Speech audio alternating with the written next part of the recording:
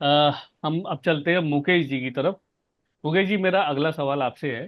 जैसे 26/11 का जो आतंकी हमला हुआ था, उसकी कवरेज से टीवी पत्रकारिता ने क्या सबक सीखे हैं, और जो उसका अनुभव मिला उसके आधार पर भविष्य में इस तरह की नाजुक और संकटकालीन स्थितियों की कवरेज को और बेहतर कैसे किया जा सकता है? देखिए, मुझे लगता है कि उस समय की जो कवरेज थी, उस समय कई चीजें जो सामने आई थी, उसमें एक बहुत बड़ी चीज ये भी थी कि अ, खास तौर पे जब ब्रॉडकास्ट मीडिया में कोई चीज ब्रॉडकास्ट होती है तो वो सीमाओं से बहुत परे होती है। वो सिर्फ देश की या एक क्षेत्र की सीमाओं में नहीं होता, वो ब्रॉडकास्ट बहुत दूर तक जाता है। और उस समय अगर आप याद करें तो काफी डिस्कशन इस बात पे हुआ था कि जिस तरह से 26/11 की लाइव रिपोर्टिंग हो रही थी, वो जानकारियां एक तरह से लाइव रिपोर्टिंग, अगर सरकार या भारत का प्रशासन नहीं चाह रहा था, वहां तक भी जा रही थी। और ये इसको लेकर के बहुत सारे लोगों ने उस समय आपत्ति उठाई थी। दूसरी चीज ये है कि जिसको डिस्ट्रेस कहते हैं, जिसका जिक्र अभी हमारे साथ के जो पैनल के सभी सदस्यों ने भी किया, कि किस तरह के विजुअल्स आप दिखाने वाले हैं जब आप ऐसी किसी घटना स्थल पर पहुंचते हैं। तो वहां पर विभत्स विजुअल, चाहे आप किसी आतंकवादी हमले की बात करें, चाहे आप किसी दंगे की बात करें, जब रिपोर्टर वहां पहुंचते हैं तो आमतौर पे घटना के बाद, क्योंकि घटना के समय एक्सेस बहुत रेयरली होता है कि आपके पास एक्सेस हो, आप दूर से देख रहे होते हैं तो आप वही दिखाते हैं। अगले चरण में जब आप उस घटना के बाद वहां पर पहुंचते हैं तो वहां पर जो खून है, जो लाशें पड़ी हुई हैं, उनको दिखाने की जो संवेदनशीलता है, वो कितनी बरतनी है, ये बहुत अहम होती है उस समय के जजमेंट में। जी। इसको हालांकि ये दो तरीके से अब देखा जाने लगा है कि जो चीज है, जो हुआ है, और अगर 26/11 की तो घटना ऐसी घटना थी जो पूरे देश के लिए एक बहुत ही जिसको कहते हैं शॉकिंग थी, और उसको हिला देने वाली घटना थी। तो कई बार ऐसे मौकों पर जो ग्रेविटी ऑफ द इंसिडेंट है, उसकी गंभीरता क्या है, ये समझाने के लिए भी कुछ ऐसे विजुअल्स दिखाने की जरूरत लोग कहते हैं कि होती है, ताकि लोग उसकी गंभीरता समझ सकें। लेकिन वो गंभीरता सिर्फ क्षत विक्षत शवों से या खून दिखा करके होगी, ये जरूरी नहीं है। उसको दिखाने के तरीके और भी हो सकते हैं, बात को कहने के अपने तरीके और भी हो सकते हैं। वो जो कला और कौशल है पत्रकारिता का और भाषा का, मुझे लगता है कि उस कला और कौशल में जो पढ़ने लिखने की जरूरत है, वो जैसे जैसे एक ये सिर्फ पेशा जैसे जैसे ये बना है, जैसे जैसे इसमें सिर्फ नौकरी के लिहाज से लोग आए हैं, थोड़ा इस चीज की कमी महसूस होती है, जहां लोगों ने इन चीजों पर ध्यान नहीं रखा कि भाषा शैली क्या हो, आप किस तरह से उन चीजों को दिखाएं।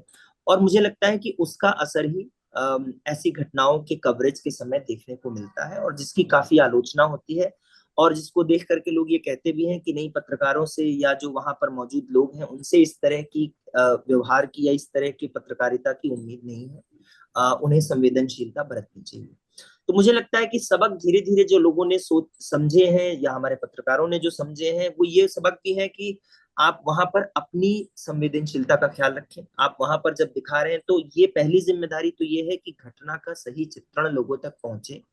लेकिन जब आप घटना का सही चित्रण लोगों तक पहुंचाने का प्रयत्न कर रहे हैं तो उसके बीच में भी आप अपने कर्तव्यों को नहीं भूल सकते। अपने कर्तव्य जब आपके वहां पर हैं, उन कर्तव्यों के साथ में जब आप करते हैं, तो मुझे लगता है कि वो सही घटना का चित्रण भी होता है, लोगों के साथ में उसका एक साम्य भी बनता है, एक कनेक्ट बनता है। और फिर आपकी जो पत्रकारिता है वो एक जिम्मेदार पत्रकारिता के तहत गिनी जाती है। तो मुझे लगता है कि जब भी संकटकालीन परिस्थितियों की कवरेज की बात की जाती है, या इसको आप इससे भी 26/11 की एक घटना है, पत्रकार दंगों की कवरेज के लिए भी जाते हैं, और जब दंगों की कवरेज के लिए जाते हैं और वहां पर जब पहुंचते हैं तो दरअसल जब पत्रकार वहां पहुंचता है तो दो चीजें हो रही होती हैं। और जब वहां पत्रकार पहुंचता है तो वो किन चीजों के लिए पहुंचता है।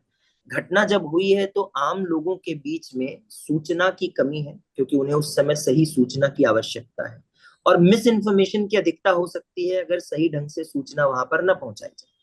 तो प्राथमिकता यह है कि सूचना लोगों तक सही ढंग से पहुंचनी चाहिए।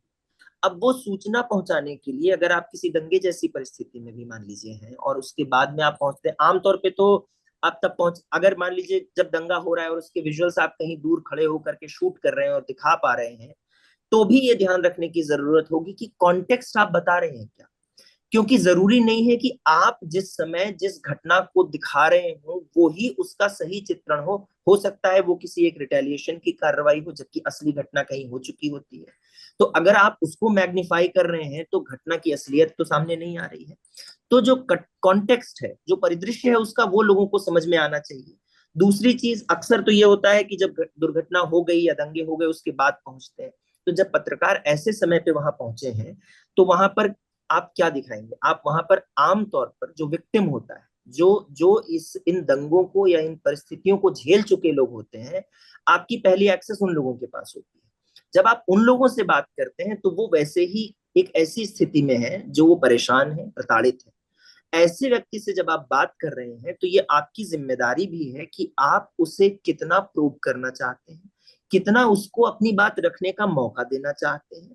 आपकी अपनी भाषा क्या है, आपका अपना टोन क्या है, आप वहां पे किस तरह के विजुअल्स दिखा रहे हैं, ये सब चीजें बहुत ज्यादा अहम हो जाती हैं।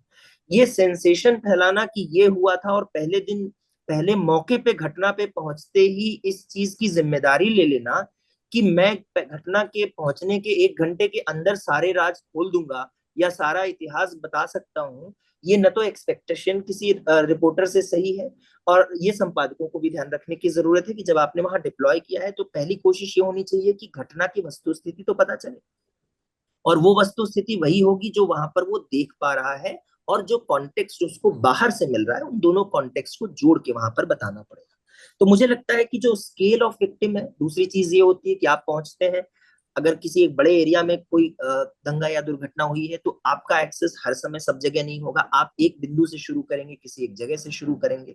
जब आप वहां से शुरू कर रहे हैं तो स्केल का भी आपको अंदाजा होना चाहिए कि आप उस स्केल को कहीं मिसरिप्रेजेंट तो नहीं कर रहे हैं। दो समुदायों के दंगे में भी समुदायों का नाम लेना, बिल्कुल सही बात है, सभी ने कहा कि हम सब ने एथिक्स में यही पढ़ा है कि समुदायों का नाम नहीं लेते, लेकिन जैसे जैसे विजुअल मीडियम आया है उन एथिक्स की जरूरत ही नहीं रह गई, ऐसा लगता है, क्योंकि सब कुछ विजुअल्स के जरिए दिखाया जा रहा है। ऐसे मौके पे विजुअल्स की अहमियत है कि आप कौन सा विजुअल सेलेक्ट कर रहे हैं और किस कॉन्टेक्स्ट में उसको दिखा रहे हैं, क्योंकि जरूरी नहीं है कि आपके पास भी सारे विजुअल्स हों। तो आपके पास अगर एक ही विजुअल है और आप उसी को एम्पलीफाई कर रहे हैं तो फिर वही बात होती है कि घटना का जो कॉन्टेक्स्ट है वो मिसिंग हो जाता है। तो मुझे लगता है कि जब ऐसी किसी भी संवेदनशील जगह पे कोई भी पत्रकार जाता है तो उसे अपनी इस जिम्मेदारी का एहसास होना चाहिए कि वो वहां पर लोगों तक पहली चीज सूचना पहुंचाने के उद्देश्य से गया है। जजमेंट देना उसका पहला उद्देश्य नहीं होना चाहिए। सूचना वस्तुपरक रूप से, वस्तुनिष्ठ तरीके से लोगों तक वहां पहुंच सके, ऑब्जेक्टिव तरीके से पहुंच सके, ये जरूरत होती है।